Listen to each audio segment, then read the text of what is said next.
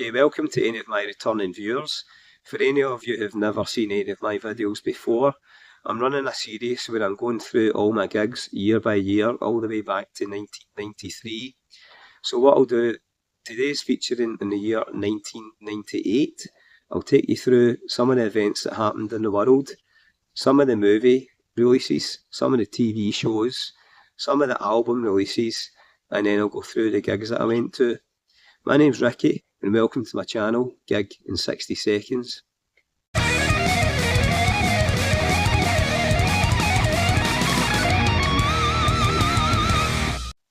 Okay, so in the US, there was quite a famous incident with then President Bill Clinton, and when he was given evidence, he used the line, "I did not have sexual relations." He's talking about the alleged affair with Monica Lewinsky. I do remember that. It was quite funny, and there was a lot of memes going about at the time. But I want to say one thing to the American people. I want you to listen to me. I'm going to say this again. I did not have sexual relations with that woman. This is also the year that the Angel of the North statue got constructed in Newcastle. Stands at like 20 metres high. I didn't realise it was as tall as that. I've never actually seen it in the flesh. I've only seen it in Geordie Shore. I think they have it in the opening credits for that when I used to watch that. Don't watch it anymore. This was also the year that Sex and the City aired on television, and I've got to hold my hands up. I'm a bit of a fan. I used to watch 2.5 Men in the Comedy Central channel, and then this came on after it. And I wasn't really sort of paying too much attention, but ended up kind of getting hooked into it, and then there was another episode on after it, and then the next night when I was watching 2.5 Men, Sex and the City was on again, so I ended up buying like the box set when it got reduced to £5, and yeah, went and saw the films as well, so it's a guilty pleasure, that one. Sometimes it's hard to walk in a single woman's shoes. That's why we need really special ones to make the walk a little more fun. Have you ever been in love? Abso-fucking-lutely. Quite good, quite funny, quite good to know what you think that women are thinking. Okay, this was also the year that the World Cup took place in France. I do remember this because I was away with the lads on holiday to San Antonio and Ibiza.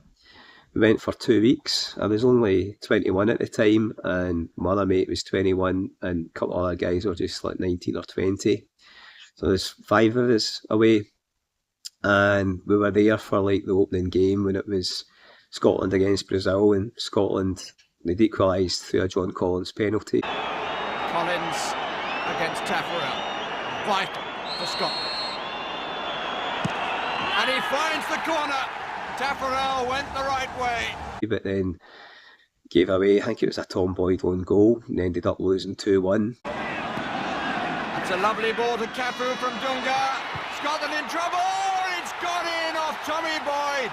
Yeah, we saw some of the games whilst we were out there, and then when I got back home, the final was France beating Brazil 3-0 in the final.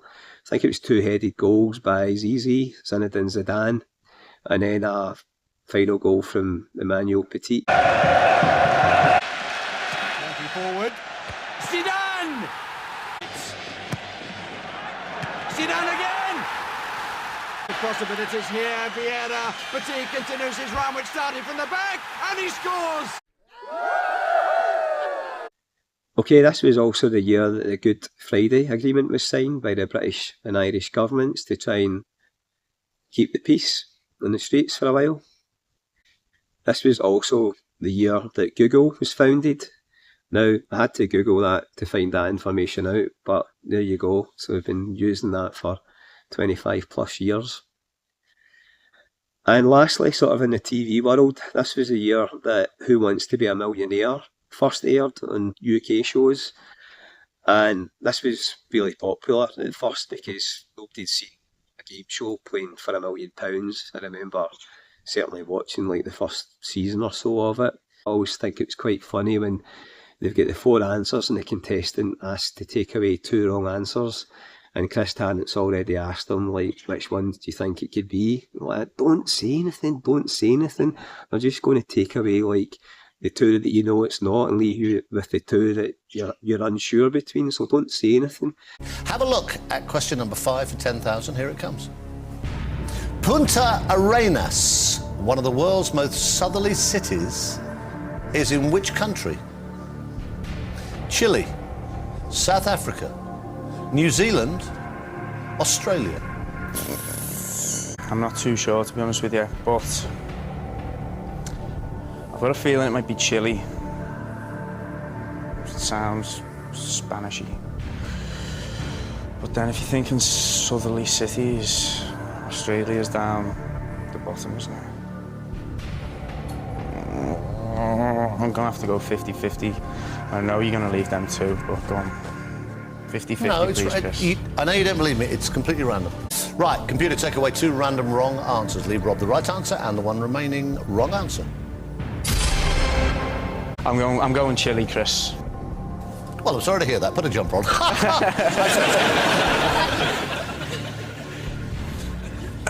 Final answer. Final answer, Chile. I'm psyching myself out. How do you think you've done? Now I think I've got it wrong. Why? Because you've just gone, ow! Whatever. I've got £1,000. Rob, Yeah. you had £5,000. You've just won £10,000. So yeah, that was quite a good show, and yeah, my cousins managed to get on that. I don't think he fared too well. I can't remember. I have seen it, but his questions were pretty tricky. I remember him sending me on the episode, and I watched it. Okay, so the third best-selling song in the UK that year was "It's Like That" by Jason Nevins versus Run DMC. And it goes a little something like this. And this was a really good song, actually. I quite liked this. It had a pure funky beat in it. And I actually bought the CD single of it. And I remember dancing to BCM Nightclub in Magaluf's up in big giant speakers when this came on. And yeah, that was a great song. I really enjoyed that. I've not listened to it for years, right enough. But it's like that, and that's the way it is. Okay, second best-selling song was My Heart Will Go On by Celine Dion. And that shifted 1.3 million copies. And it's not surprising because the film Titanic was out in December, and that film was synonymous with it. There was images of the song. They had the video with like Kate Winslet and Leonardo DiCaprio. So people, I think you always associate kind of music with like a time and a place. So that's probably one of the reasons why that song did so well. And the highest selling song of the year with 1.8 million copies was Cher with I Believe. And I think she was 52 or something at the time. So this was sampling something called auto-tuning, I think it was called. So you'll remember the song. It's this kind of like computer type voice where it goes, I believe in life after love. And it's like a really high pitched voice as if you've just been kicked in the nuts.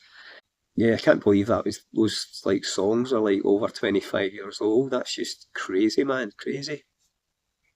The top grossing movies from the year, number 1 was Armageddon, featuring Ben Affleck and Bruce Willis, and I've not actually seen it. Second best-selling film was Saving Private Ryan. That was a war film featuring Tom Hanks, and I've not seen that one either. The third grossing film was Godzilla, and I did go to see that because I remember it. I'd just been going out with my first girlfriend, Heather, at the time, and it was like third or fourth date, and we went to the cinema to see it. So I do remember that film, and I bought the CD single from it. It had a really good song called Come With Me by Puff Daddy, and it featured Tom Morello of Rage Against the Machine fame on the guitar, and it also sampled a Led Zeppelin song. And yeah, it's a really good track, so probably the song's better than the film.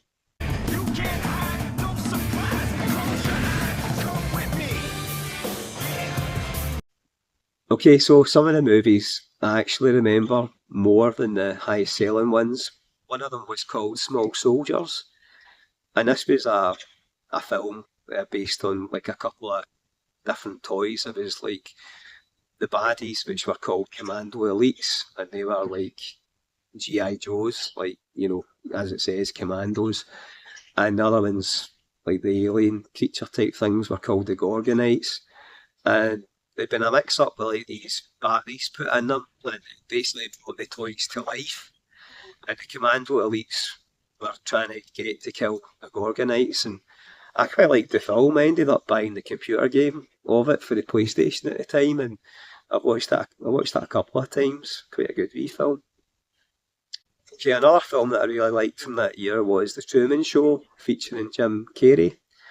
And this was kind of like a Big Brother film. He was like starring, well, he was going through life, but he didn't know that he was being filmed and it was being watched by everybody. So anybody that he interacted with, like folk in his work or folk in the grocery store, they were all just paid actors, but he didn't know this. But obviously as the film goes on, he kind of gets inklings that things aren't right. There's scenes where like it's raining and it's only raining on him, and there's, I think it's a camera or something falls out of the sky and he starts to suspect. But it's a really good wee film, and he utters a memorable catchphrase each morning.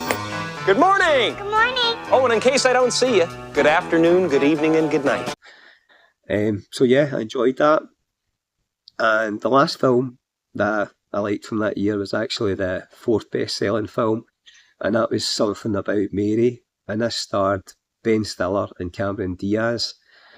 And Ben Stiller fancied Cameron Diaz from an early age, and they were meant to have a prom date, but he had a problem. He got his knob stuck in his trousers. And he had to go to hospital, I think, from it. So the date never happened, and he never got to get with her at that point. And then, like years later, he's trying to get a date with her, but there's all these other people like fancying her.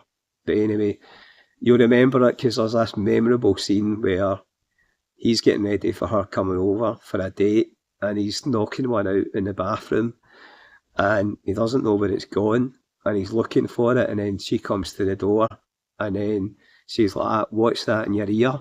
And she reaches, because she's like, "Is it hair gel?" And she goes to grab it and puts it in her hair, like that, and they're out on the date, and the hair's up in a big quiff. It was so funny. Like, I think my sister actually went out for Halloween to like a fancy dress party as Something About Mary, and she had the hair quiff thing up. It was funny, but a good film. So yeah, that's the movies from 1998.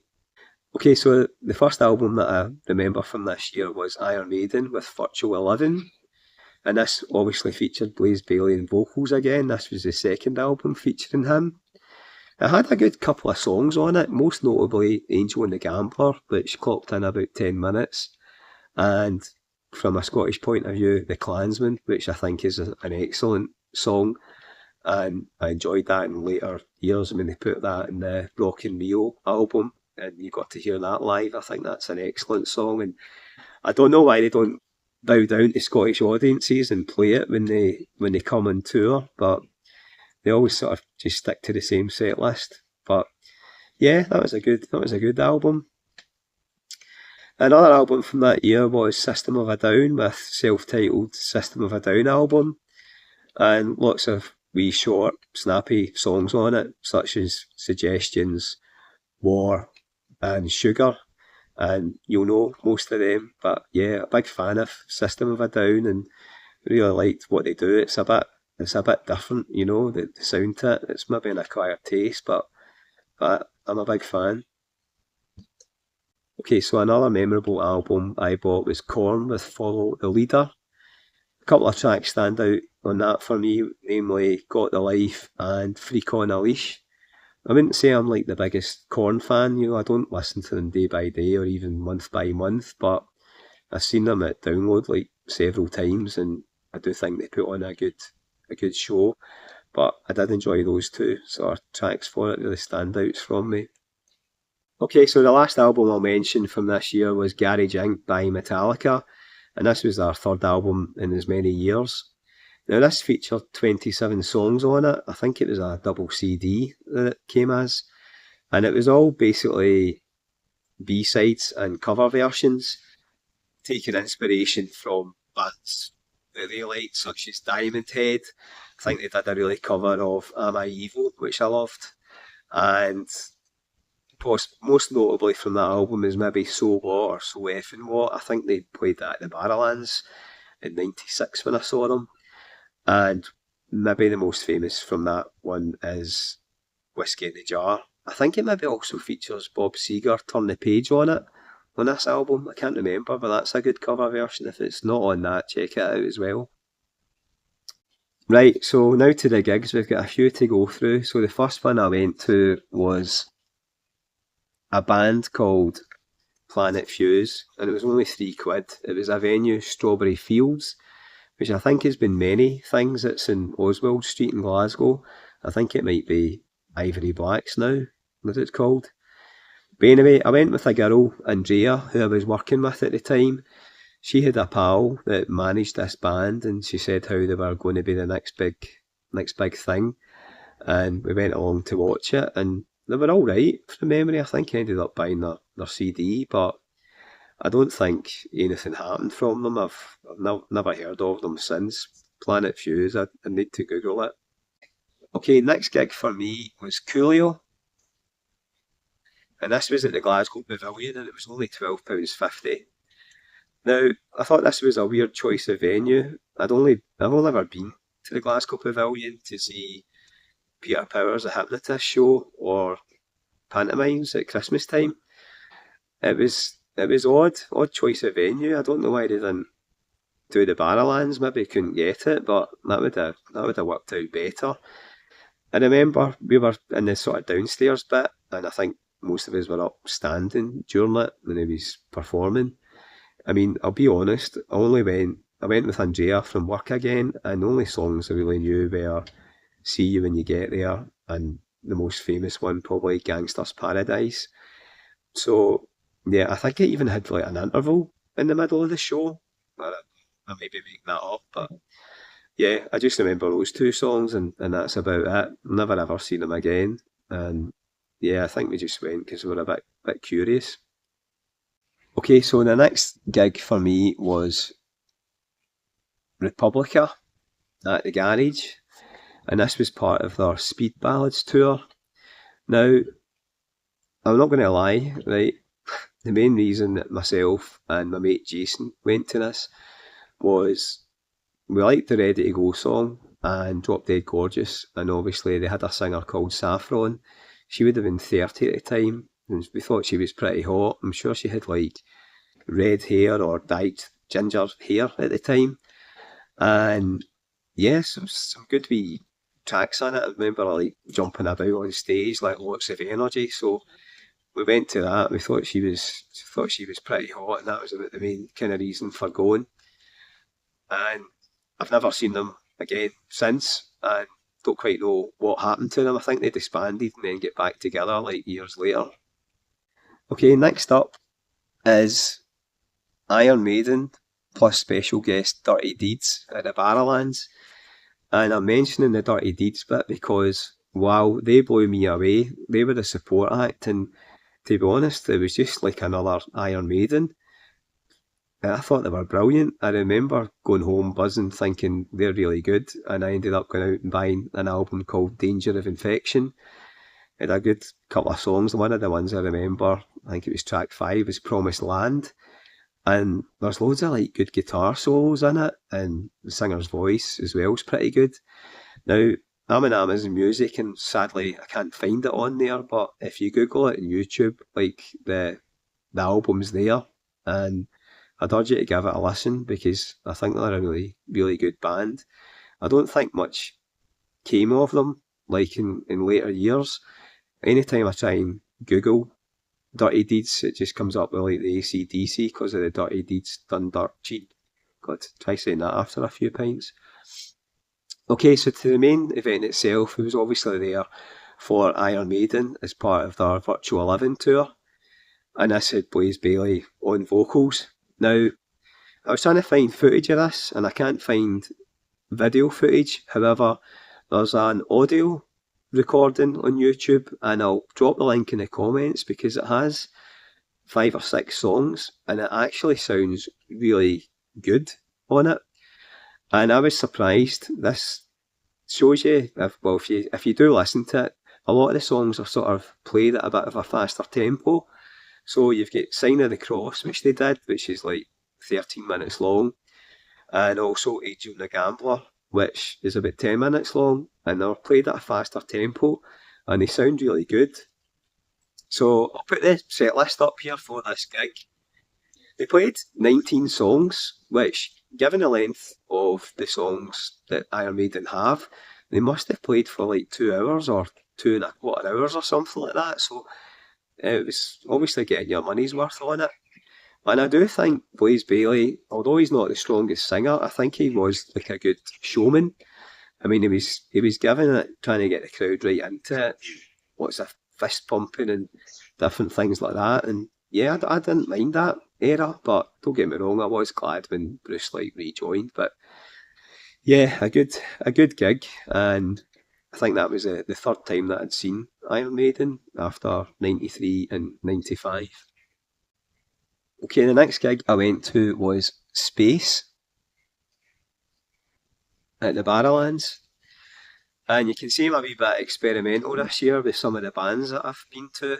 So this was a band from Liverpool, actually, and a wee bit kind of indie sounding. So I only really kind of knew a few of the songs: Neighbourhood, Female of the Species, and probably the most famous one is the Ballad of Tom Jones. Now, the actual original single from this featured Cheris Matthews from Catatonia on it, and you'll probably have heard that song. To be honest, I don't remember much about the gig or who I went with or how it sounded other than being there. And it was the first and only time that I went and saw Space, I think. Okay, so the next gig I was at was Bruce Dickinson at the garage, but it wasn't in the main garage hall, it was in the smaller one, G2, and it probably only holds about 250 people. So first up was the Support, Kill to This, and I've touched about them before, I think in last year's video when I saw them. So they just had an album out called Deviate, which I ended up buying at the show after watching them perform. So they did some songs for this. This was like a cutting edge, like new metal at the time when new metal was just kind of beginning. So you had like a clean singer and an unclean singer, and I liked the way that sound worked, just with somebody screaming and then like the vocals, the nice melodic vocals or whatever coming in. Had a kind of, I don't know, how do you describe the like metallic kind of sound to it and the guitars. But yeah, I liked it. Some good songs off of that album, such as Kill Your Gods, Freedom of Speech, The Flood, and Crucified.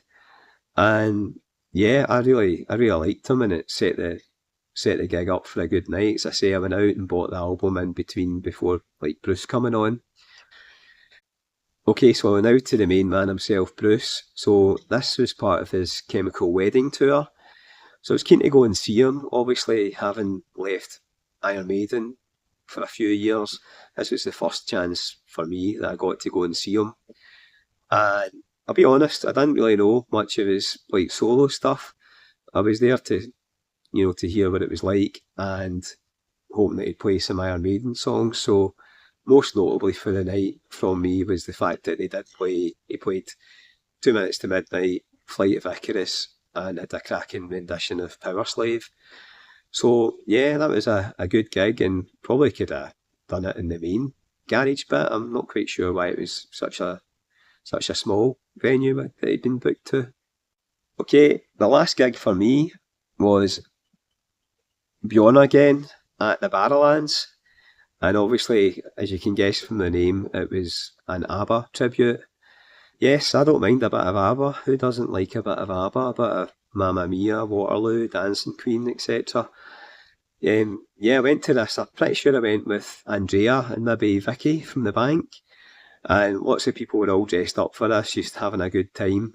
And I couldn't find any footage from it, sadly, but I would go and see them again. I think I might have seen them another twice, but yeah, good wee party night at the Barras, great venue, singing along. Yeah, so it was a good wee way to end the year.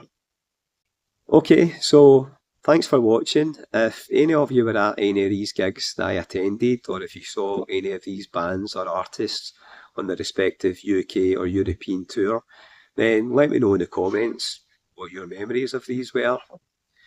Until next time, I'm going to leave you with a Jim Carrey line for the Truman Show. In case I don't see you, good afternoon, good evening, and good night.